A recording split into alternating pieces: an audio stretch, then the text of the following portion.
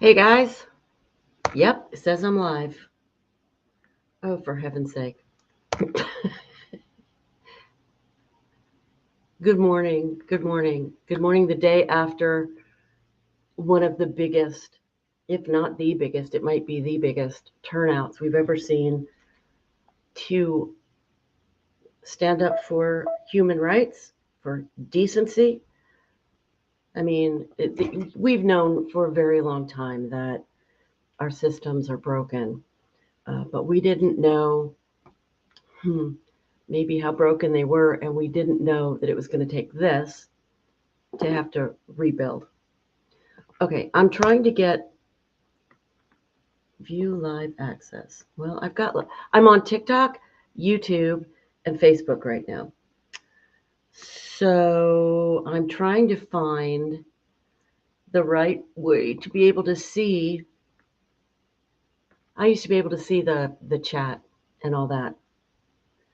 Used to 2 days ago. Whatever. Oh, for heaven's sake, that's just annoying. So I will open my phone and say, yeah, deal with this way. I wanted to come on today to talk about a few things. I wanted to talk about the movement that's happening about um, the missing piece. That is not missing as in we don't have it, we can't have it, we can't find it. I don't mean that. Um, the piece that we do have actually such power within and don't tend to know that it's there. I want to talk about the position of women in this. And I want to talk about something I'm creating called the Grassroots Solutions Community. So let me just get onto my TikTok here. God knows how long we'll have it. It's this world. There's nothing to just depend on right now, right? We have to get really accustomed to changing fast, and that's not something that we have particularly done or even done well, right? So let's see. Can you hear that? Power people singing "Power to the People." Yeah, man, that was very '60s, and I loved it. I thought it was freaking awesome. Um, okay, so I don't know how to get to my live here on TikTok. You know what? If you got a message to send me, just send it, and I'll see it later. And thank you for being here. So my company is called Goodbye Good Girl Project because I'm a rule breaker. I'm one of those dangerous people that makes people think. And the thing that's so dangerous about us having to think is that it makes us have to be really crazy aware of how some of our highest beliefs are not what we are actually stepping up to and what we're not actually living up to. And that makes us unhappy. And hey, hi there. I have an actual chat going. What a concept. Thank you. So, there's no way that we can actually follow rules and get through this particular place in our communal lives. I am not talking about anything that has to do with violence, that has to do with hatred, that has to do with anything like that. That is not where I come from. It is not where the power is. The power actually is in our more positive energies. I'm not talking about being a Pollyanna and all of that. But I'm just saying that in terms of physics, in terms of our emotional energetic output that comes from what we feel on a regular basis, this is really powerful when we get intentional about moving into actions, thoughts, feelings, decisions, intentions that are um, headed towards something that's going to be positive. We've seen the opposite. We see what the dingbats in Washington are doing and not doing. We see how Congress is not standing up. We see how all of our rights are being taken away. People are being fired. Our security, our health, our assumptions that we're going to be okay are really that we're not so sure, right? And it is very important that we look towards a future and that we understand there is going to be a much better future. And there really is. There's going to be a much better future. But first, we have to walk through the shit, let's be honest. That's what we have to do. There's just no way around it. We're in it. We know it. We can't pretend it's not here. Now, I'm a very solid proponent of being extremely practical and extremely spiritual. And what I mean by that is practical spirituality is where you take your beliefs and you learn how to make them actually work in your life. And that's something I worked on for decades and decades and decades. And I have learned how to do this. And I'm not going to tell you that I'm going to sit here and tell you, Gala, I'm enlightened now. That's not what I'm talking about.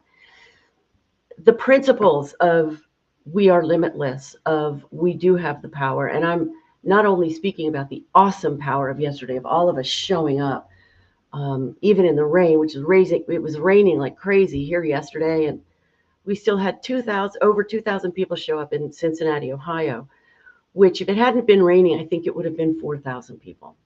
I really do. So not only that power of the physical power of showing up, like we all did yesterday, not only showing each other that we are in this together, that we care about each other, that we're afraid, that we're hopeful, that we are needing this mutual support kind of situation, but also showing other countries that we are not just sitting still and hoping. Now, it's really tough, I think, for like European countries to understand why we aren't already out in the streets every day. There's something about the country being so freaking huge. And also there's something about I need to go to work to keep making money. Now, I'm working a contract job, which is supposed to end in 2 weeks. So, interesting times. So I'm going to, well, maybe I won't do that right off. Okay, I won't do that right off. I was going to pull a card for us, for our collective energy. But first, I think it's really important to talk about how beautiful yesterday was, but also what was missing, where I was. Yeah, I'm in Cincinnati, Ohio. And I watched a vibrant, amazing, impassioned young gay man give a talk. And he's with the group 5051. And he gave a wonderful, rabble-rousing, inspiring talk.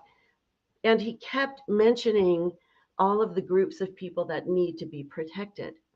And the group that kept being missed was women. So it was let's protect, and I am an ally of LGBTQIA. I am an ally of anybody who's an underdog. I'm an ally of people. I think we all deserve respect. We all deserve to live well. We all deserve to be taken care of. We all deserve to have these basic rights and freedoms, and so that we can bring our best to the party. That's where I stand. I will stand nowhere else. I don't care what happens. That's still my belief. And I will stand up against those who think that their power, and it's not power, it's control, lies in pushing everybody else lower.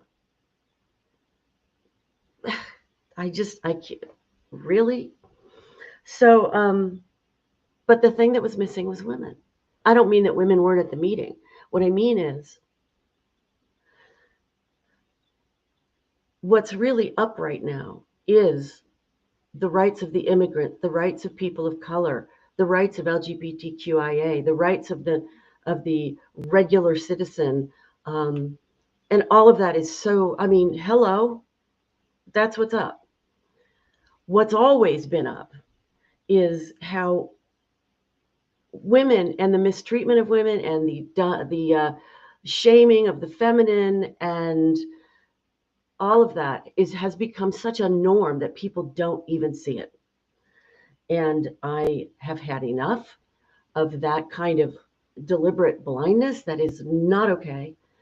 And so I actually went up to this young man after his speech, and I spoke to him and I said, please, can you please remember to support the rights of women because we have been up against it forever. Now, I don't expect him to really understand this. He's a white guy, even though he's gay, he's a white man.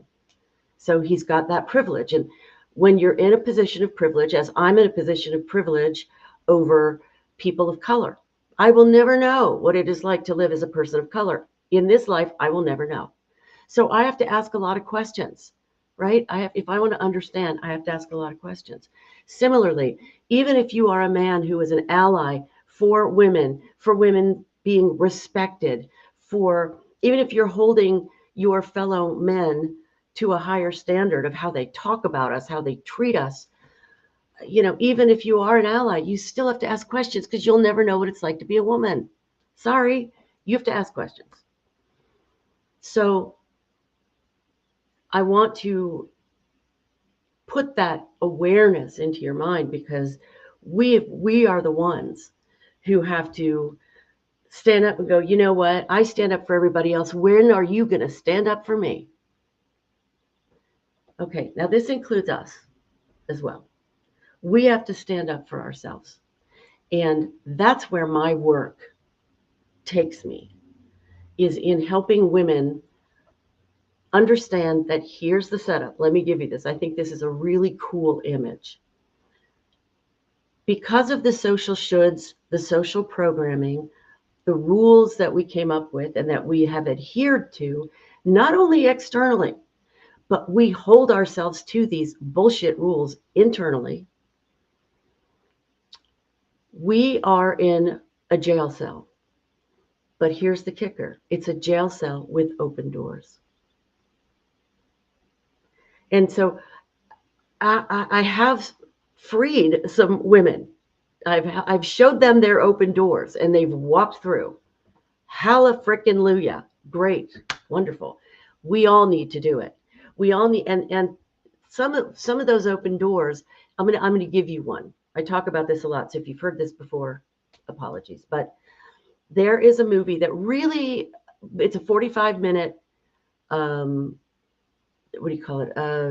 Documentary. And it's awesome. It's so much fun to watch it. It's also so freeing. It freed me from the idea that all of these issues I had about any codependency I had or any self-doubt I had, that was somehow my issue from childhood or, some wounding. On a certain level, and I'm not saying we don't have woundings and trauma, we do. But on a certain level, it's programming. Our minds have been programmed. We've been brainwashed. And that's literal. I'm not being figurative. I'm not being, I'm not over exaggerating. We've been brainwashed. The men have been brainwashed too, but guess what? They get the better part of the pie because they're men. And this entire system was created by men for men hundreds of years ago, long time ago. And we were never meant to be invited to the table, and we still are not. Okay. So, God, I just lost my train of thought. Dagnabbit, I hate when that happens. Can anybody clue me in? What was I talking about?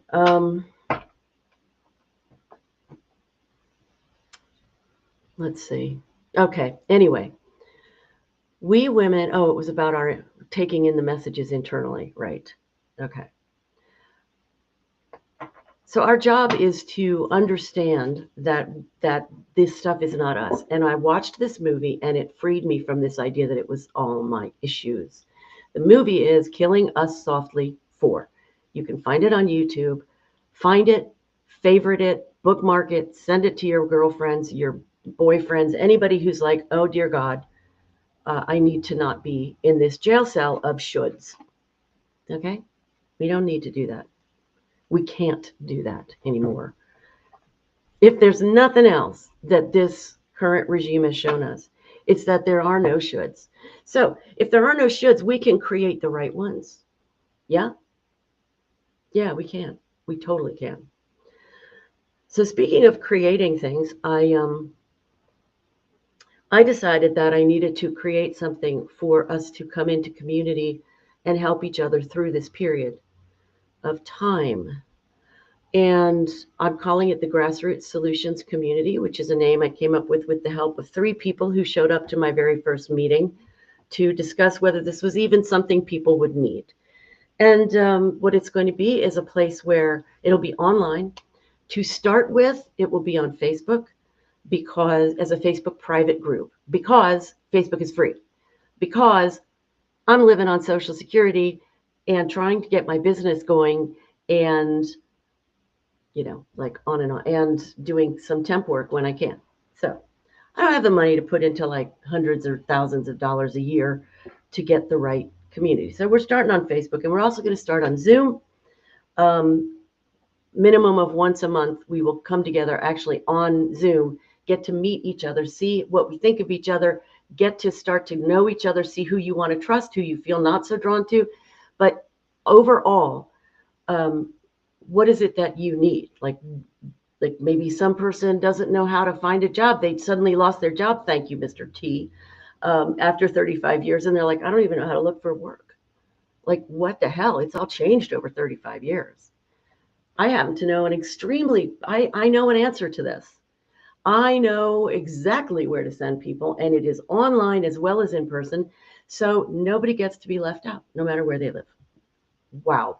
Not everybody knows that. Here's something my new friend Maddie told me the other day. She said, did you know that you can go to the library and they give away seeds so that you can grow your own vegetables in your home? She said, I could teach people how to grow their own vegetables. And I'm like, yeah, teach me. She goes, yeah, and I can teach you how to do it for like a couple of bucks. The seeds from the library and this from that other place. And she's like, I can teach this. I'm like, we need to know this, because if there are going to be food shortages, which we do predict, thanks tariffs, then we want to be ready. We want to still continue to eat well, right? What if there are doctors who come to be a part of this, who say, you know what, I'm going to share my information. I'm going to share my wisdom because somebody has a question. We can put people into private rooms. We can share our information. And that's what we need. We need community. We need it now. So in the description for this live, I have a link, and you can go there and you can join the group at any time you want. You can leave the group. It's up to you, right? But it will be a place that is a private group. Anything that has anything to do with, politicizing stuff and like trying to make people wrong, or not being inclusive, not being kind, you're out of here. You're gone. You're done. Yeah, and you're not coming back. So this is going to be a place that is very safe, and that is going to be respectful, and that is going to be creative, because together there's literally nothing. There's literally nothing we can't do as a collective. There's nothing. I don't know if you've ever been in a group that made use of the group mind to solve a problem or answer a question. But I was in this job seeking group some years ago when I lived in California, and in this one class, they said, let's do a thing about the group mind. So they said, we're going to ask you one question, and then each of you is going to write down your answer, and then one by one, you'll come up and you'll tell us your answer. So we were all like, oh crap, what are we going to have to talk about? And the question was, how do you make a peanut butter and jelly sandwich? And it was stunning to see how many answers in different ways there were, and information that came out that was like, I didn't even know I needed to know that. So if you do it about something far more important than peanut butter sandwiches, you get in a room with like 6 people. That is 6 people's life experiences. I mean, I've lived 67 years. Do you know how much shit I know? It's ridiculous. It's ridiculous. And the same is true for you. And because we have all of these computers and all of the apps and everything else, we know ridiculous amounts of information and where to find it and how to use it. So coming together is the only thing that makes any sense. So please use that link that's in the description. Okay. And I want to say something to TikTok. I cannot see the chat. So if you're chatting with me, I love you. And I'm ticked off that I can't make this frickin' chat thing work. Couldn't go live. I don't know why. It's having a meltdown. Okay, fine. But leave me your messages anyway. I'll get back to you later. All right. So I promised you that I would talk about also the thing that is missing for us in what's going on right now and what we can do. And this is the other big part of my work, is that we have such an intense ability to not just to change, because with change, you can change back, right? Like I can lose 40 pounds, I can gain it all back, right? Change is mutable. It comes, it goes, it comes back again, it goes again. It's not something you can hang your hat on, not as far as I'm concerned. I'm hot and heavy about transformation. And long ago, I decided that I wanted to know what it is within me that is the core, not just, the 9,000 beliefs and things, but what is the core of me that I could transform so that I personally could be the woman that I know I actually am, that I was not acting like, I was not feeling like I could access it. I was having a miserable life in a lot of ways. And I was like, I don't want to be miserable. I want to be happy. I want to be successful. And I want to light up the world with my light. That's what I want. Nutshell. My God, I don't think I've ever put it that succinctly, but that's what I wanted and what I still freaking want. But now I have my feet on the ground where before and for many decades I did not. And most of us do not, because we don't have this missing piece. And it is that with our emotions, yep, those big bad things that, oh, that's so girly, and oh, don't be so emotional, and those things that we've been told to feel ashamed about. These are actually not only our superpowers, but they are where our power to shift permanently, our transformational abilities lie. How can that possibly be? How can that be? And how could I say that when I've been trapped in emotions? I was trapped in depression for 38 years or more. How can I possibly say that we don't have to be trapped? Well, because I found out that we don't. But I found out experientially. And that's what has to happen for transformation to happen. I'll keep it personal. I have gone to so many personal growth workshops in my time. I can't even count. They've been profound. They've been stupid. They've been amazing. I've taken books and books of notes I've never read afterwards. But it never made me happy. I never got to the happiness place because the core of me was still the same. I was still unhappy. I was still, Mother Amachi would say she said to me once in like 1989 or something, she said, stop brooding. I didn't know how to do that. I didn't know that I could do that. I didn't know that I had control over my emotions, because I have very, very strong emotions. I'm a strong emotional person. Some people, not so much. It doesn't become such a major priority. Actually, for those of us for whom emotional struggle is real and has been for a while, we're actually in a very weird way, we're in the catbird seat right now. And let me explain before you hit me.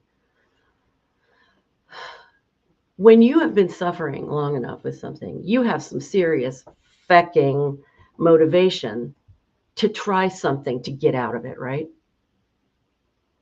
Yeah, you do. You not only have motivation, but if you find something that you're like, damn it, I'm just going to try it. You have the focus necessary.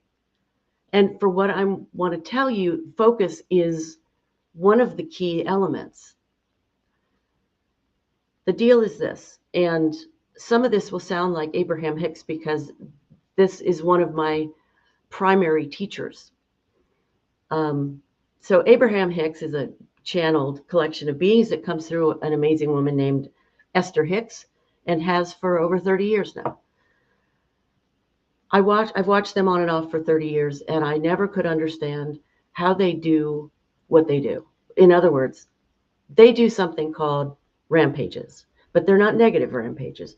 They're positive rampages of appreciation, rampages of self-love, rampages of forgiveness, rampages of abundance.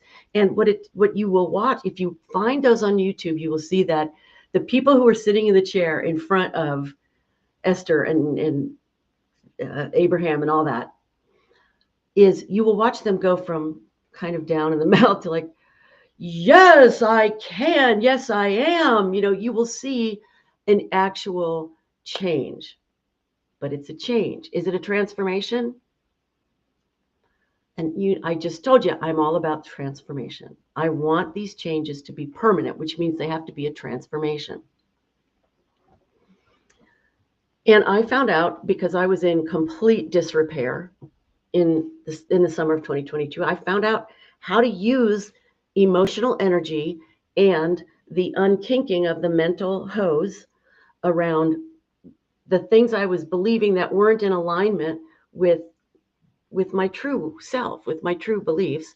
And I found the alignment, and I was healed in 5 days of clinical daily depression after almost 40 years. And I did that. It wasn't a drug. It wasn't an energy specialist outside of me going, these are my magic hands. And there are people with magic hands. I'm not making fun of energy healers. But it wasn't somebody outside of me. It was me. I did it. If you think about that, if there's something in your life that you feel up against, and I know there always is something that we feel like, I can't shift that, whether it's an illness or a behavior or a relationship, we go, I can't change it. I can't shift it. It's not a shameful thing to stay in a specific place for a while, if that's what you need to do, if that's what your soul contract is, whatever.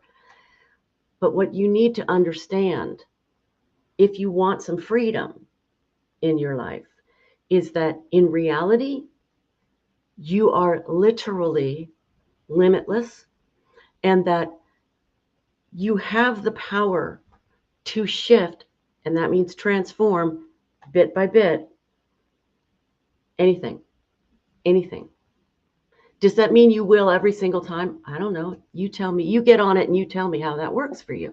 This is not one more somebody, put this major freaking fabulous Band-Aid on me and make me better. This period in our history, and I mean, look at yesterday, look at April 5th, look at the people who came out.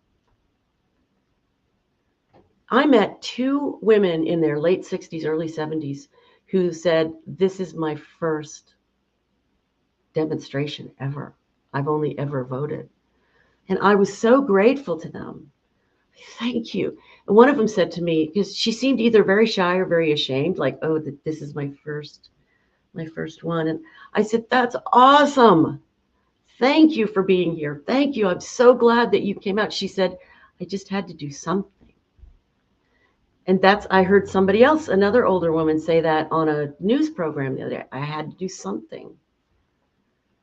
And understanding that your power is to step out of those knowns, out of that sort of safety space, and into something that's a little brighter, just a little. I mean, all she did was come out of her house and come downtown.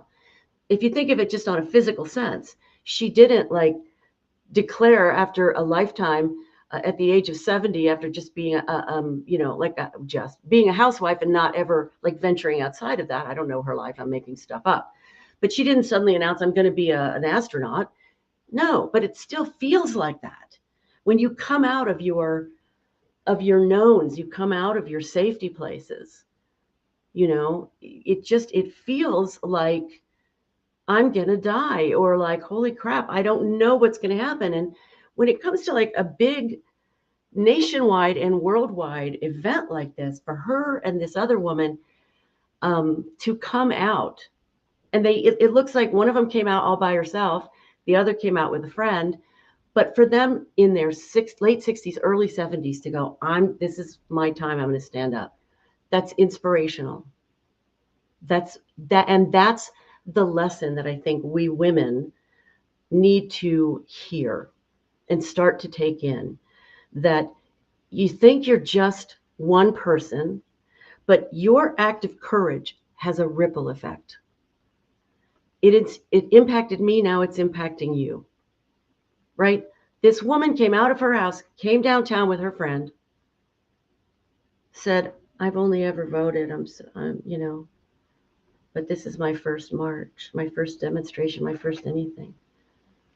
And I was so moved, because that's huge. That's where real transformation happens, you guys. That's what it's really all about. And this time in history is about us women laying down the false identity of second-class citizen.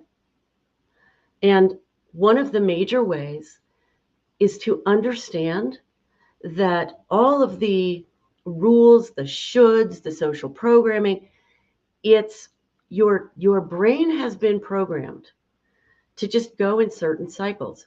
And what I would like to express to you is that you can interrupt that cycle, and you can also transform that cycle so that you're not going to have to spend the rest of your days interrupting that cycle. Like that always bugged me from the time I started into personal growth and spirituality in my 30s. And I remember I sat in this workshop and they said, well, this is all about abundance, and you can just start going through all of your beliefs and challenging them all. And I thought, holy Jesus, that's like 100. It'll take the rest of my life. I'm not doing it. I want transformation at the core. So I did not join that particular class, the ongoing class about that. I'm like, no, that wasn't for me. That wasn't what I wanted. I wanted something deeper. But now I've come and I've circled back around to the concept of beliefs, because beliefs were just redefined for me a couple of years ago as beliefs are just thoughts that you think over and over again. Really? When I heard that, I thought, oh my God. Well, if that's just thoughts that I think over and over again, I can maybe try to do some other thoughts or fold some in or something. That kind of opened a door for me. I was like, really interesting. So I started working with that. And sure enough, if you use what I call the 1% solution, that's something else that I teach, which has to do with taking those small, incremental, emotionally based, self-awareness based steps into a slightly lighter, what Abraham calls a better feeling thought, you can literally transform who you are and how you respond. And I am the living proof, because I think I might have 1,200 PhDs in panic and anxiety. And I get scared these days, sure. But you know what? Then I know what I can do to come out of it. And I come out of it and I come into action, and I come into understanding that the energy is something we can shift. We can do it. Once you know that you can do it for yourself, once you know that you are that powerful, that you can actually shift anything that you say, well, that's just me, or that's just my situation. The game is over. The jail cell door is open. Now, the other way that you can start to find another open door to get out of the jail cell is experiencing yourself as something different than you think you are. And this is why acting is incredibly helpful. Doesn't mean you need to become an actor, okay, to do this. But if you really want to try to challenge yourself, go online and search for either a monologue for somebody of your sex, your age, maybe your color, maybe your sexual orientation, your sexual identity. But see what you can find. Find something that really when you read it, you go, oh, God, that's amazing. Oh, my God. And you love it. Then take it, stand in front of your mirror with it and have some fun. Okay. So if this is a very funny sort of monologue, I'd like you to take the opposite approach to it and be very stuffy and professorial and just be a goofball. If it is a very professorial sort of monologue, do the opposite. If it's a very serious, emotionally heavy monologue, make it stupid and goofy. Because what's happening when you do that is you are rewiring your brain to get out of the idea that I'm stuck in being who I am. You're never stuck, darling. You're never stuck. I swear to God. You're never stuck. You can play your way forward. You can play your way into a little bit of flexibility with understanding that you're more than you thought you were. That it might be possible that oh no, I have a friend who says, well, I'm just a worrier. Understood. I get it. The question I would ask her if we ever get into that conversation would be, do you want to keep being a worrier? And probably she would say, well, that's just the way I am. And there is that sense of hopelessness and helplessness. Like, this is all I can do. This is all I got. And that's how we've been programmed. That's how we've learned as humans to see the world, that it's somehow, I can't change this. Like, I can't suddenly change the colors by going poof, like, at least not right now. I don't have those powers right now. But what I'm saying is that if I can shift, if I can transform my emotional body after almost 40 years, during which I tried every freaking thing. The meds, therapy, the group therapy, the spiritual approaches, the personal growth approaches, meditation, yoga, I don't know. If I can do that, what can't we do? What can't we do? So, whatever it is that you can find to help yourself understand that you are completely limitless, that there is an actual practical way for you to move into understanding your power, understanding that even though you may say to yourself, I'm just one person, what difference does it make if I go to the next march? It makes a difference because of your energy and because of your light, because you have a vision of how it is to live great, truly great. I didn't even mean to use the word great, but you know what it means to live in a country where there would be inclusivity and there would be kindness and compassion and different structures so that we didn't have a frickin' poverty class. You think it drives me nuts when people say, oh my God, those poor people are just, mooching off. It's incredible. Do you think that they like being poor? You think there's a whole class of lazy ass people? It's not true. People get discouraged because they don't have any money and they try to rise. And if you've never been down there, and I've been down there, if you've never been down there, you have no freaking clue what it takes to rise. You don't have a goddamn idea. Just, you don't. And there are bumps in the road so that as you try to like cross another intersection into like bringing your life up and up, it's very scary. I don't know if I should say, but for instance, if you are dead broke and then you start getting help, which who knows, I mean, so you get food stamps. And so you go, okay, I can at least eat. This is good. I'm a step up. And then you find a job that pays you a little bit. So you're starting to get your feet on the ground. You're starting like, maybe I can at some point afford to go back into an apartment. And then you get into an apartment, but you're like, oh my God, now I got a job, but it's not quite enough to really support me in a way that's going to be safe. I'm not going to have enough. I'm not going to be able to keep my health insurance and my food stamps and all that.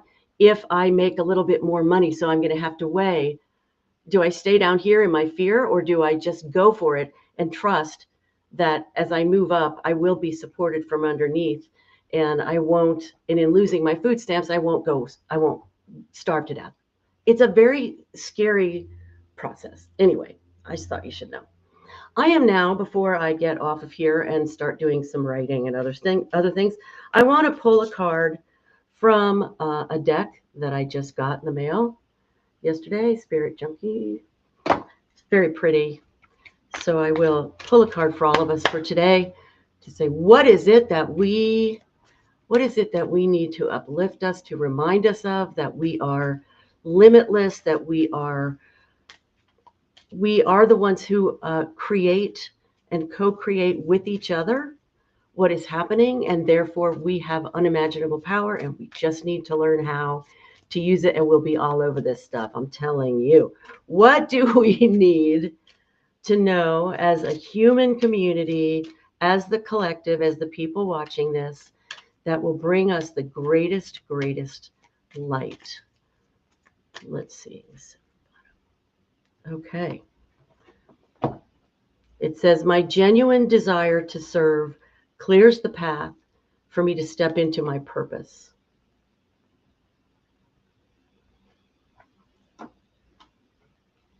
My genuine desire to serve clears the path for me to step into my purpose. Now, I want some clarification on that, don't you? Because there's a lot of serving going on, and we do need to serve each other. And I want to remind you to join my Grassroots Solutions community. The link is in the description, and share it with your friends who need some support. I'm not just talking emotional support. I'm talking informational support. We all know different things. We can all share what we know. We can all help each other rise and keep going. So that kind of serve, yes. But we also have to serve ourselves. So how do we serve ourselves? How do we serve ourselves? This is pretty good. I celebrate all the greatness in my life. You know, that's part of bringing the energy up, actually. You might think of it as gratitude or appreciation. I like appreciation better than gratitude. Just the word, I mean. Gratitude to me sounds like I've been given a handout and I'm supposed to be, it has weird connotations for me. It just feels weird. I'd rather appreciate the hell out of you and love you, and it's just me. You can be grateful, and I've been grateful, and I am grateful for you guys being here. I'm grateful for you all stepping up yesterday and being in the march. I'm grateful for all of you being pissed off and realizing that this is going to take us. This is going to take us to make this thing go as fast as possible so we can get through to the other side and get some shit done. And not just us, but it's been proposed, it's been ideated by people who are very politically savvy, plus psychics, plus tarot readers, that there might even be like a group of politicians that come together to rule, to govern. Sorry, not to rule. That would be the Orange Menace. But to govern us and until we can have another election. So, and they're proposing that this, or assuming, or whatever the word is I'm looking for, that this may happen by September. So yes, that feels like a forever away. We're suffering, some are suffering really badly. And I send my love out into the world, along with you sending your love out into the world. And that shit is stronger than the darkness. So love and Moxie to each and every one of you. If I can help you in some way, I do offer coaching, but that is for money. So for those of you who are suffering financially, you're not going to be able to do that right now, but I'm going to be in that Facebook group with you, and we are going to have Zoom meetings, and I'm going to stay tuned, because not everything is about money, right? It's just not where it's all at. I need to be able to eat just like you do. So some stuff I do has to be for money, but that group will not be. And any workshops that I do through that will either not be for money or will be for a minimal amount for people who are struggling. Okay? We are going to get through this. I wish you strength and knowing you're limitless.